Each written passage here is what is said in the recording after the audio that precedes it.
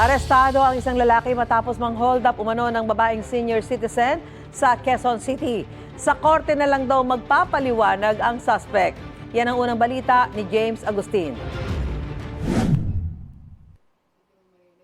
Tila nakatambay lang ang isang lalaki habang nagsisigarilyo at gumagamit ng cellphone sa bahaging ito ng K6 Street sa Barangay West Camias, Quezon City mag-alauna na madaling araw. Masdan ng isang babae na naglalakad sa kalsada. Pinaandar ng lalaki ang kanyang motorsiklo at sinundan ng babae. Noong unay nilampasan niya ang babae. Maya-maya bumalik siya at nilapitan ng babae.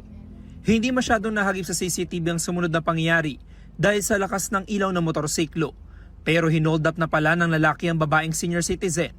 Natangay ang 800 pesos ng biktima na napag-alamang pauwi na galing sa palengke. Dumulog po sa amin dito sa Barangay West Camias.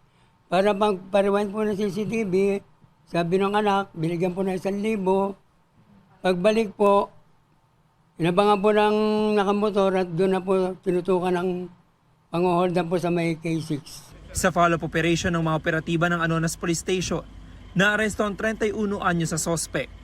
Nabawi sa kanyang kitchen knife na ginamit sa krimen, maging ang sinakyan niyang motorsiklo. Bigo naman ang mga otoridad na makuha ang ninakaw na pera. Wala po akong masasabi tungkol doon. Sa korte na lang po ako magsasalita sa lahat po na akusasyon sa akin. Sinampahan ng sospek ng reklamong robbery at paglabag sa Motorcycle Crime Prevention Act. Paigtingin po namin pagro-ronda at araw-araw po kami sa gabi, gabit araw po, para mawala po yung mga masasamang loob, yung mga hold-upper. Ito ang unang balita. James Agustin para sa GMA Integrated News.